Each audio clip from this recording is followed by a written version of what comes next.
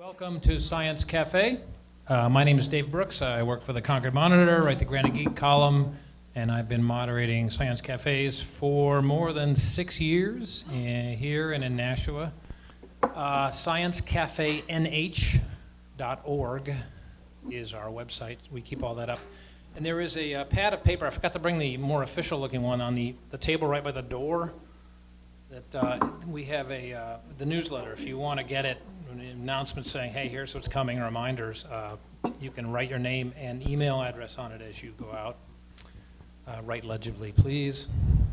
I will introduce these folks. We'll go into questions. Might take a break after about an hour, or not, depending on how hot and heavy everything is going, and then we'll wind up. I'm sure there's something I've forgotten, but I guess that's about it for the moment. So, what I usually do is I ask the panelists to finish their French fries and then tell us very quickly, just for about 2 or 3 minutes, why we should pay any attention to them. Basically tell us, who they are and what their expertise is. And then I'll ask the first question, and then after that, it will be up to you. So, take your single microphone there, and we'll start at one end and go to the other. Tell us who you are.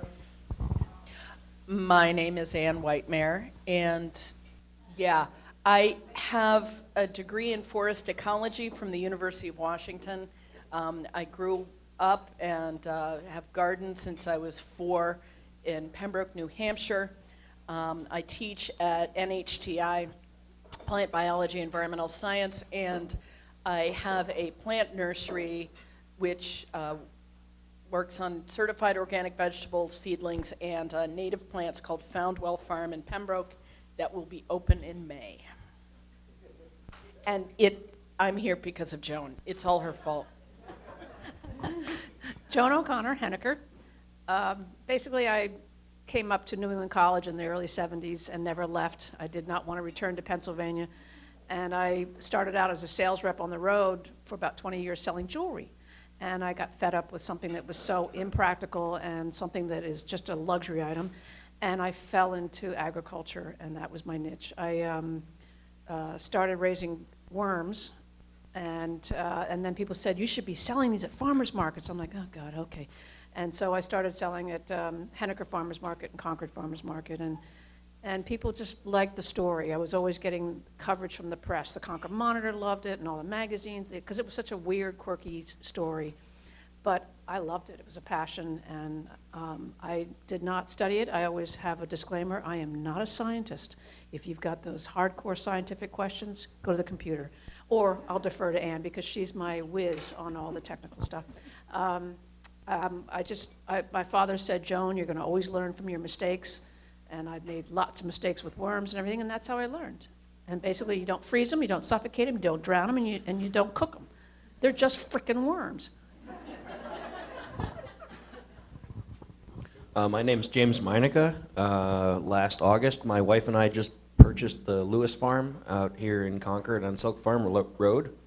And one of our biggest products at the farm is compost. We receive just about half the leaves from the city of Concord. They truck them in at the end of the year when they do the fall cleanups, and we process those into the compost that we do our growing in. We have 10 greenhouses. We're on 130 acres, and we're going to try to keep the farm going. And we have twins coming in 2 months. Wish us luck. Hello, good evening. My name is Bonnie Ensinger. I'm originally from Long Island, New York. Moved to Bedford, New Hampshire. Well, actually moved to New Hampshire in 1996, left in 99, and came back in 2000. I won't go into that. I have a biology degree, a bachelor's of biology degree. I did some research in the hematology department at Stony Brook University on Long Island. And then when my husband was transferred to Utica, New York, I went to Syracuse University and received a graduate degree, a Master of Science in Nutrition Science. I'm also a registered dietitian. I currently work at CMC as a per diem. I took the Master Gardener course in 2008. I guess master is the good thing. what is it, jack of all trades, master of none with that. Would be heavily involved in it, but I was also heavily involved in scouts. I have an Eagle Scout and one on the way. I was there recently the advancement chair of that troop. So that was taking up a lot of my time, and I'm getting back into the swing of things at the call center, and I'm looking forward to tonight. Excellent. So you can see we've got a diverse panel. We have, a gardener, large scale, worms, and geek. So quickly-ish, as I said in my column, to me, composting seems like magic, right? You throw a bunch of crap in and you come back and, hey, it's soil. Can you tell us scientifically what is actually happening? All right. Scientifically, what is happening is, well, the technical term is decomposition. I'm sure you've heard that before. When you start a compost pile out, now some of you may have noticed this, some of you haven't. It doesn't necessarily happen just because you throw all your leftover garden waste in a corner. But if you are actually making an effort to combine carbon-rich material and nitrogen-rich material, so for instance, if you took grass clippings and freshly fallen chopped up leaves, or if you took a bunch of manure from your chicken house that has a lot of wood chips in it, and you add water, you make sure that there's air in there, and you make sure that there's microbes and such. Microbes, things like bacteria and actinomycetes and fungi, do a lot of this, start breaking all this material down into very simple humic acids and the kind of really wonderful black stuff that you see in soil. Decomposition happens with all the stuff that we have. If we didn't have decomposition, we would be up to our eyeballs in leaves, right? So when you are building a compost pile, if you are going to get a hot compost pile, we can talk about that later if you want to know why, but you are going to you get all the ratio of your things together, you get your carbon, you get your nitrogen, and the microbes that are around, there's enough, in a shovel of dirt to get started. I'm sure some people have seen this compost starter, magic dust stuff. You don't need that. You don't need that. You need a shovel of dirt. And the bacteria start to get together and they start to have a party. And then the compost pile heats up. And if you've ever gone and felt a warmth on the compost pile, that's the bacteria. And as it heats up, different bacteria move in. And then eventually, the bacteria have eaten, they can't move very far. They've eaten everything they can, and there are things, and the temperature starts going down, they start dying. But if you go in at that point and you turn the compost, which is adding oxygen to it, they can take off again and eat this different stuff.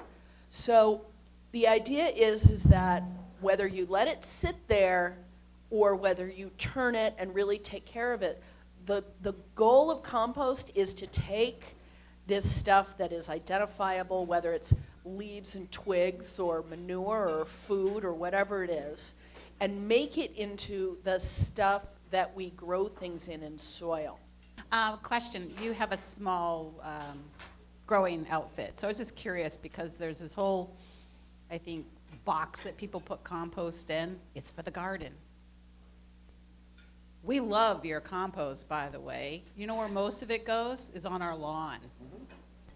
We are all organic, whatever the yard wants to do, but we top dress our lawn with your compost. We have our own compost, but we don't have enough, so we go and get trailer loads at your farm. And it is like... I haven't seen you yet this year. I know. Well, I'm raking right now, okay? Well, do it faster. But it is liquid gold. So I didn't know from a retail standpoint, if you walk into your garden center and we think compost for the garden, it's way beyond that. I can't just buy a bag. I need big truckloads of this stuff. And I don't know if the general public realizes the value of that, and that's why they throw away most of the stuff that should be composted that go to your farm. So was there a question in there somewhere? as how we market compost, or do you see people marketing it differently than just for the garden? It should be for the lawn, it should be for other things, not just for the vegetables. Marketing is my wife's department back there in the polka dotted shirt. So if you'd like, The twin mom. yeah, yeah. But as far as marketing goes, we are the compost is one of the reasons we purchased the farm. If it weren't for the compost operation, I don't think I would have taken on the rest of the farming operation, because it is something that helps us support what we do up there. I love that you use the compost for top dressing on the lawn. That is the thing I think it's probably the best for. A lot of people come looking for compost and they go to Home Depot or something like that and they get a bag of composted manure. That stuff is heavy and thick and nobody wants to touch it, and it's just slime. It's baby diapers. It's baby diapers. The stuff that we have is composted leaves, and they're very lightly composted. They're very lightly turned over, and basically, when you walk across the lawn with this stuff and spread it, it just falls down underneath the blades of the grass. It's not something that sticks to things. It's not something that, but it's also not something that likes to stay put if you let it get too dry. So.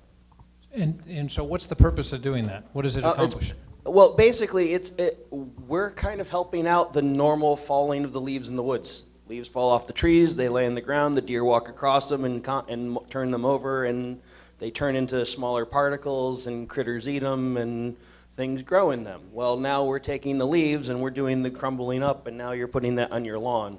Sort of like back in the day, you used to take all the lawn clippings and bag them up and cart them away. Well, now everybody's got the mulching blade, because that's composting on your lawn. You mentioned turning the compost. How frequently do you have to do that? You just need an area that's not going to get a downspout from your house with water. You don't want it to be drowned. So a couple things. One is, I just wanted to say, a lot of people would probably love, if they have an access to compost like that, would love to put it on their lawn, but most people don't make enough, for their garden. And a lot of times I'll tell people, if you only have a little bit, then put it in the bottom of the planting hole of whatever it is you're planting, so it can get all that good stuff. As far as how often you turn things, if you get the right ratio, it depends upon if you want a hot compost pile or a cold compost pile. You can make compost in 2 weeks if you have all the right stuff. Fall is a really great time to do it because you have lots of leaves for the carbon. You can have, if you do it early enough, you can have chopped up greens. If you have a neighbor who has a horse, they put out 50 pounds of manure a day. They will give you as much as you want. Food is very high in nitrogen. You can take all this stuff and mix it together, and in a couple days, it'll start going up in temperature. So if you get everything together with carbon and nitrogen, and it's about equal in volume, people can get way complicated about it. But if you turn it about every 3 days, you should have a stabilized compost within 2 weeks to a month. And I'm a lazy gardener type. I live on 1/5 of an acre. I don't have a spot where I can just kind of throw something into a corner. I personally like those black plastic. The Darth Vader helmets? The earth machine. I have 3 of them, and I'm into low maintenance. I fill up one, I fill up the second one, I fill up the third one, I come back and put stuff in the first one. I poke holes in mine. I don't turn it. I poke holes. I water with a garden hose once in a while, and it keeps breaking down. So I'm not into turning and flipping and all that maintenance stuff, but I also emphasize lasagna, a layer of leaves, a layer of garbage, a layer of grass, a layer of, just keep breaking up those layers. If you fill it all up with leaves, it's not going to work it's not going to heat up, it's going to be cold in the core. Think of those layers. You've got to break it up. I think composting is basically whatever fits your personality, what you want to do. You can be the lazy one, you just have a compost pile in the back and you just kind of let it do its thing, because eventually it is going to decay and break down. You can get real hardcore and turn it like every 3 days, make sure the carbon nitrogen ratio is just so, check the heat, make sure you have enough moisture, you're getting enough aeration in there, you know, making sure that things are looking good, things are breaking down. You can compost in a plastic bag if you want. You don't want, if you don't make a lot, if you live in an apartment, for example. You can compost that way, just enough for your house plants. So really, composting is, to me, is as personable as you are. For the vermicomposting that you do with the worms, right, is there a different kind of worms for that versus the kind of worms that you have like in your regular compost that you're making outdoors? Here in New England, it's the local night crawlers. It's our typical red worms that survive our winters here. They know how to hibernate. They go down a few feet, or they go into the stone walls or whatever. But my worms that I use from my vermicomposting are specialized worms. That's why you pay $20, $30, $40 a pound for my worms. They are not indigenous to this area. They are a bigger, more dynamic worm, and they don't know to hibernate. They are top feeders, therefore they don't survive our winters here. But my worms don't mind being in a container. If you went outside and collected 100 worms out in our yard, they don't want to be in a container. They don't eat garbage per se. They are soil aerators. My worms eat garbage. They are a specialized worm. So I had a question for Joan, and you mentioned Darth Vader-like containers. If you could be more specific about what those containers are. And then how do you, if you have a bucket of worms, how do you use those in relation to the composting you have in the Darth Vader plastic things? You do not put my worms in the outdoor thing. And we do have the expert here on the outdoor earth machine. Bonnie, where's Bonnie? She runs the Northeast Resource Recovery Association. And I personally have sold about 600 of those black compost bins. You can buy them through her program in your individual towns, and you could talk to her during the break and see if your town is selling these bins. They should average about $60 a bin, $60, $65. And I personally don't like those expensive ones you buy at Home Depot, those ones you turn and everything. I don't like those. I want my bin sitting on the ground. I want the neighborhood worms to come into it. Makes the worms dizzy. Yeah, and it's anaerobic in there. It becomes wet and mucky. I don't like the gimmick of those big rotating things or those balls you roll around.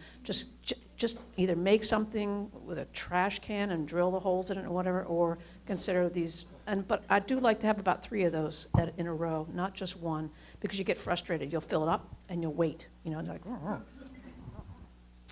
I have a black plastic bin that I put my food waste in, and I do it. The only reason I have that is because I have a dog and there are critters.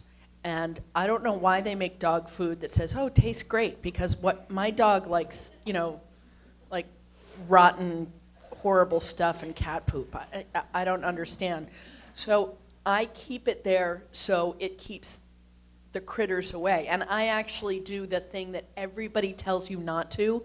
I actually will compost meat scraps and dairy and stuff like that, as long as it's in that black container. Because that way I'll turn it, it's away from the house. If it smells for a little bit, I don't care. And I'll just, you know, there are compost turners which make that black container really so much easier. If you ever smell compost, it means there's too much nitrogen and it's gone anaerobic, which means there's no air. So there's different compost turners. Sometimes they have little flippers on them. There's an auger. It's basically something that you can push down or get down in and pull up, and it kind of brings the stuff from the bottom up to the top, and it gets the aeration going. They make a fantastic compost turner that is just a metal bar with these 2 little wings on the end, and when you push it in, the wings collapse. So you're just pushing the bar into the pile, and then you spin the thing around, and it just turns the compost pile. And it is the easiest thing in the world. It reminds me of a garden weasel. You just kind of plunge it. Yeah. So what do you turn your big hedgerows with? 100 horsepower tractor.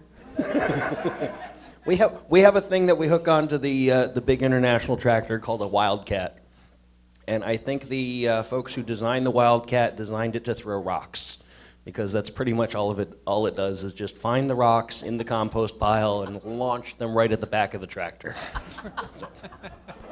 Hi, Michael Nork from the Northeast Resource Recovery Association. I work with Bonnie over here. My dinner just arrived, and I wanted to bring the conversation back to food waste. I know we had mentioned earlier about composting. We had mentioned earlier about composting food scraps, and I know you throw them in your food pile or in your compost pile at your house. And most people don't, I think, because there's a misconception that you can't do that. It's not something that should be done. Obviously, it's just a matter of managing the process. You know, getting it up to temperature, turning it, aerating it, and that kind of thing. But I wanted to bring the conversation back to food scraps, primarily because we've got a number of states around us, Vermont being one of which, that has recently instituted a ban on food scraps, and by 2020, all food scraps throughout the state will be banned from the landfill. So they will have to find a composter to take their food scraps to. So that's something that's happening around us, and I wanted to just, Northeast Resource Recovery is also working with the state of New Hampshire to revise the composting rules here locally to make it more amenable to composting food scraps and municipal solid waste generated food scraps. But I just wasn't sure, what your thoughts were on the panel there. Let me just address one. That's excellent. I think the biggest thing that I encounter when people talk about composting with food scraps is the ick factor of having food sitting around in their kitchen. And so I'll tell you the way that I figured it out, and it has never been a problem. I have a bucket underneath my sink in the cabinet. When I dump and Joan was amazed when she saw how much food scraps that I had. And I empty it maybe once a week. You're like, how does it not smell? I have one of those plastic tote containers with either chopped up leaves or wood chips or something very high carbon. When I dump my food scraps into my container or warm pan or whatever, I take a couple handfuls of this very light, dry, absorbent carbon stuff and put it in the bottom of my bucket. Every single time I enter it and that I empty it, all of that has absorbed all the juices and such, so it doesn't get anaerobic and it doesn't smell. And that has been probably the biggest thing that has helped with the food thing. And by putting it underneath my, in a cabinet, I don't have problems with bugs and stuff like that. Couple comments. I would love to see food waste composting happening in New Hampshire. I think the Department of Environmental Conservation has to get their tail in order and figure out what the heck they want, because right now they're preventing people from composting. I think we're one of the only places in New Hampshire to have a food waste permit by we can compost food waste by notification. But if I want to compost food waste, which is composting stuff that would have theoretically been grown on a farm and would have been stuff that I would compost anyways, but according to the state of New Hampshire, I need a permit for this, because that makes lots of sense.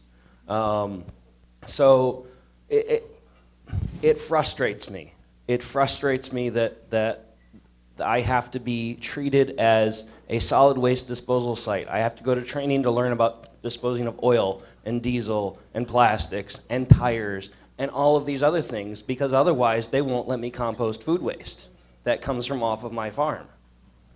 So if we would like to do these things like composting food waste, and we would like to see these things diverted from the trash stream, what is the Department of Environmental Conservation doing about this? Why are they treating everybody, I'm sorry, DES, not DES, I'm new here, I used the wrong thing. But why? Why? I mean, I understand nuisances. I understand not wanting to stink. I understand not wanting a mess. But it's a farm. We compost food all the time. We should be the experts at this stuff. You should come to us for a permit. And the gardener, over there? I'd like to just add to that. I just recently read somewhere that about 1/3 of our household kitchen scraps gets wasted, and that about 62% of municipal garbage is a combined mix of food waste plus things that could be recycled, like plastics and so forth. Now, I think a lot of it is just people need to be educated. People, are all about, let's put out our PETs and our, our newspapers and let's all get that recycled, but they're not thinking about recycling food. They're not thinking about the whole cycle of life kind of thing. And I think education is really important, that if we can get people to understand that when we throw food scraps away, we're like closing the loop right there. We're not continuing the cycle. And it's real important to educate people on that matter, and education hopefully can get policies passed, and maybe, we can be more of a, nope, we have to all recycle our foods because we're not allowed to put them in the landfill. Plus, it's to the state's benefit. It's expensive to haul garbage. Landfills are finite. They're closing them. We need to figure out a better way. Mother Nature has it made. She knows what she's doing. If I've got a compost pile and it's pretty much gone through its entire cycle and it's turned into that wonderful rich dirt-like stuff, and I am blessed with a whole new supply of raw material, is it better to start a new pile or to mix them all in together? Oh, can I? No, yeah. You want to start a new one with your new stuff. In fact, the idea that people have done, you sort of have a 3-bay system. You have one that you take from that's already good, and that's good, and then you have one that you're adding to as you go, and then another one in the middle that's cooking that you sort of turn from time to time. You can add it, and sometimes it's helpful to take like a shovelful or something to sort of inoculate it with the new stuff. But if you have all your finished stuff and you mix it in, then you can't use it anymore. So I have chickens, and I use shavings in the chicken coop, and I've always kept them separate from my main compost, thinking that shavings take longer to break down. But you're talking about sources of carbon. So what do you think about fresh shavings mixed with chicken manure going directly into an outdoor compost? An outdoor compost, yes, but don't put any, like chicken manure is known as very hot, meaning it will heat up quite quickly. So it is a wonderful start to a compost. You can put a thermometer in probably once you get it outside, you moisten it. I would say that you could almost guarantee within 3 days it would be at least 120 in there. It will go right up. There's when you look at, they talk about, composting, they also always give you different ratios, and they make it sound like one of these new math, problems that it makes it all complicated. And I even saw the flyer that the state has on composting, and it makes it seem impossible. Like you'd really have to be a whiz at algebra to figure this out. You don't. The basic idea is that if you take roughly the same amount volume or weight of green, high nitrogen, so it's manures or food or green stuff, to brown, high carbon, and mix it together. All right, so why don't you join me in thanking our panelists?